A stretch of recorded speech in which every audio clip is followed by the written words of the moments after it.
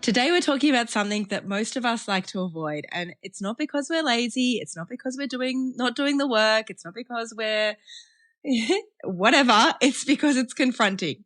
And that is that we're going to be looking at triggers and how to face what we do not want to see. So let's get into this. This is kind of the part of the dating or healing journey that isn't talked about on Instagram. It isn't the quick fix. It isn't the dating tips of what to do or not to do. It is really what to do when you feel that overwhelming sense of emotion, or you feel the heat rising up in your body, or you feel your breath getting shorter. Basically, you feel like your emotions are hijacking your body. And that is when something happens, when a person does something, when you're in a situation and it evokes a response in your body that you don't know what to do with. And often that response is uncomfortable. So it's why a lot of us avoid this kind of work, because it's not comfortable and our body and mind likes to stay in the comfort zone, right? That's where it's familiar. That's where it feels safe. That's where it feels good. However, on the other side of the uncomfortability is where the breakthrough happens and where the growth comes. So it's really important to do this work, to have a look at the things that are triggering you, to have a look at the things that make you uncomfortable and get beyond them, because that's really where the magic happens. And so let me just say this, the trigger is not the problem. The trigger is the invitation. So I absolutely used to avoid triggers. And look, possibly still do. I'm not aware of everything that I do. And when I got triggered by something, it was uncomfortable. So I would avoid it. I didn't want to look at it. I didn't want to face it. I didn't want to talk about it. I didn't want to process it. I just ignored that it was there and went on with my day, and I distracted myself. And I was really taught to grow up and be really positive. So that wasn't positive, and I didn't want to look at it. You know, that wasn't part of who I was. I was a really positive, optimistic, happy-go-lucky human being who didn't look at these things, right? But that was just avoidance of it. And I remember listening to a podcast myself years ago, and someone said, I get really excited when I get triggered. And I was like, that's weird. Why would you get excited? And they were talking about, you know, because when I get triggered, that is where it is the opportunity to see where the work still needs to be done. And that is a sentence that I use over and over and over and over again with clients right now, because it's true. Now, when I get triggered, I get excited because I go, oh, I mean, not instantly. Often I get triggered and then recognize I get triggered, and then I get excited, because then I think, cool, there is the work that still needs to be done. Because you will never get triggered in a wound that doesn't exist, right? Like if someone says something to you that you don't find hurtful in a particular way, it won't trigger you, right? This is about our past wounding and how to work through it. So we all have these parts of ourselves that we like to push down, to push away, to ignore, that don't exist. They're not us, right? Like that's not me. I ignore that part is me. So, and it comes from these times when you might have been told in your life, you're too needy, you're too much, you're too little, you're not enough. Like you ask for too much, or you're too sensitive, or you're too loud. Like there's always this sense of like, you're too much or too little or whatever. So you can never be enough if you were to like take all these into account. But they're just stories, right? They're just something that someone told you that got planted in your brain that formed a belief of you believing that you are this thing or not this thing. And here's the thing. If we don't deal with these parts of ourselves, they don't go away. They just get hidden in our body, right? So it's the same with triggers and emotions. If you don't allow them to exist, if you shame them away and almost tell them like, you're not allowed to be here, then they don't go away. They just hide deep down in your body, and they will come out again. So that's why it's actually a shortcut to doing the work, is when you notice that you're being triggered, go in, investigate that part, see what it is, see what kind of support it needs, see what kind of work it needs, and work through it. And we will get to, in this podcast, how to get to do that. So about 4 weeks ago, I had a chat with a client, and she was saying that she went on a date with this guy, and he was really lovely. They had great banter, like everything was good. But what he said to her was that he was still in touch with all of his exes. This triggered something in her because she immediately felt uncomfortable.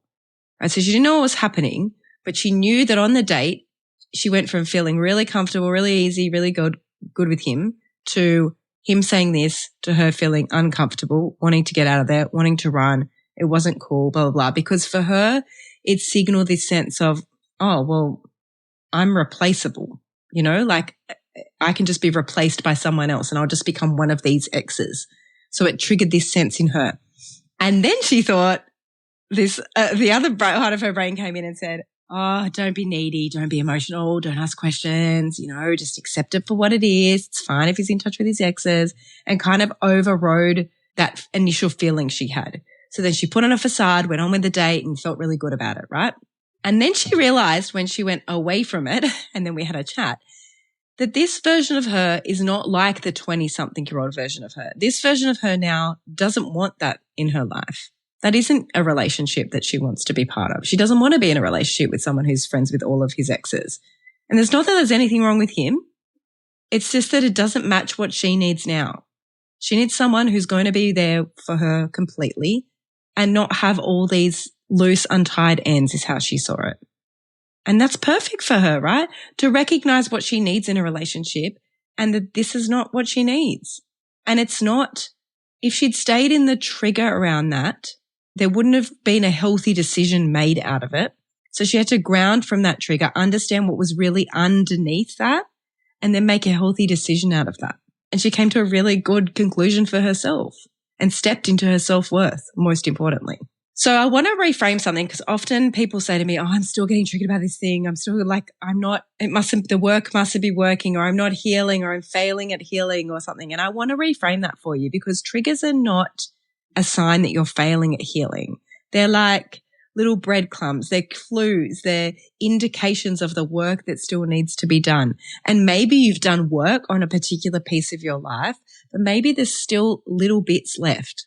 Because you will know once you've done the work fully around a trigger that it won't sting as hard, and it won't be that you're ignoring it. It won't be that you're pretending that it's not there, but because the body doesn't lie, right? So when this response in your body happens, you will have a different response in your body as you start to do the healing. And so maybe the response will change over time and you'll notice that things are different.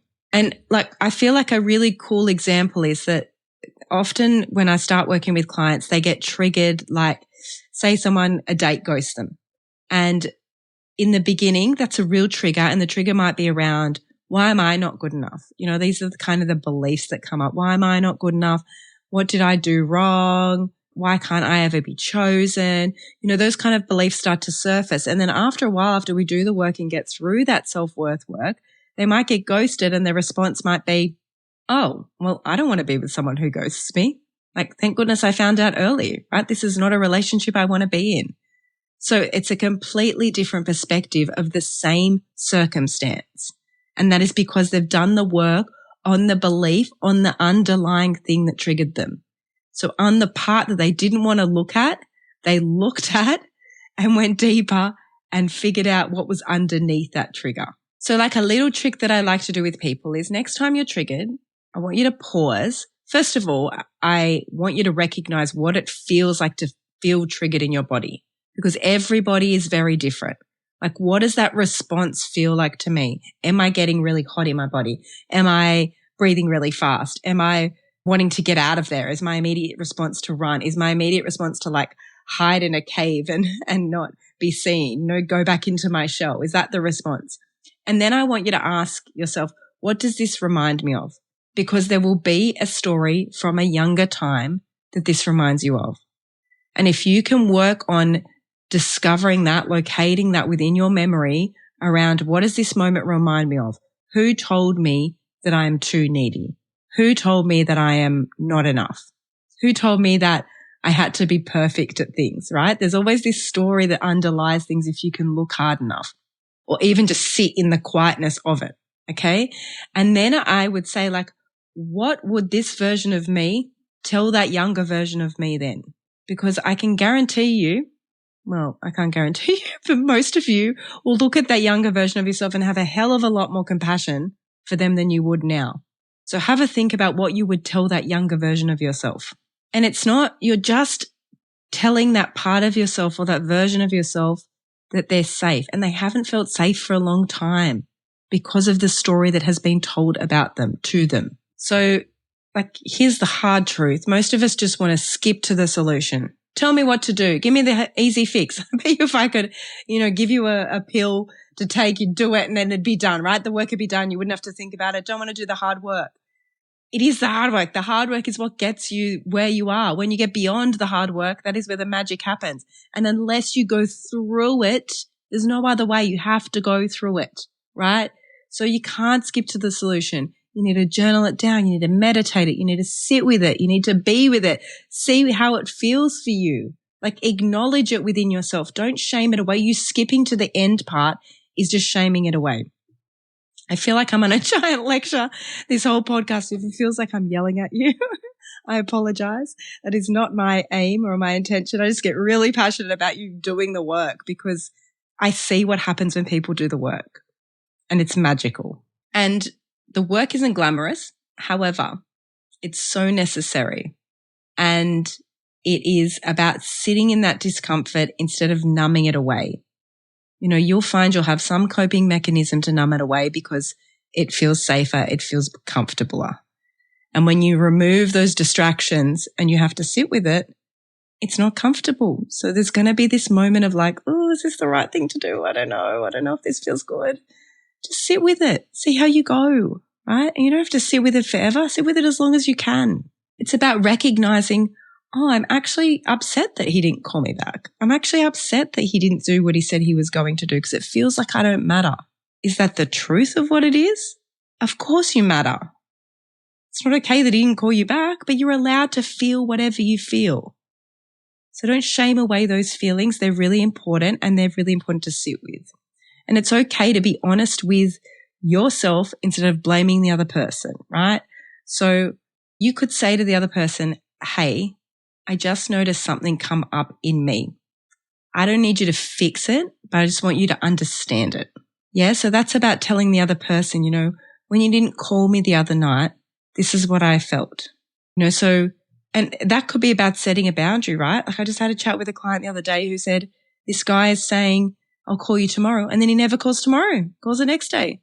So I feel like he needs to be made aware of his language and the impact the language is having on her. Also, that he doesn't have integrity there, or he's not doing what he says he's going to do. And there's a number of examples of this. But it's important. It's important to look at these little things because they matter. And it's okay to speak up about what you need. I know I say this all the time, but it's very important to speak up about what you need. So, overall, it's really, really important to sit with these things when they come up, when the parts of us that we do not want to see pop up and we feel shame or guilt or embarrassment or fear around them, they're part of us.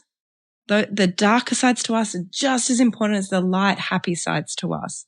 And although society prioritizes the beauty, the laughter, the fun, the happiness, there is also other sides to us. And if we shame them away, we don't give them a chance to be there.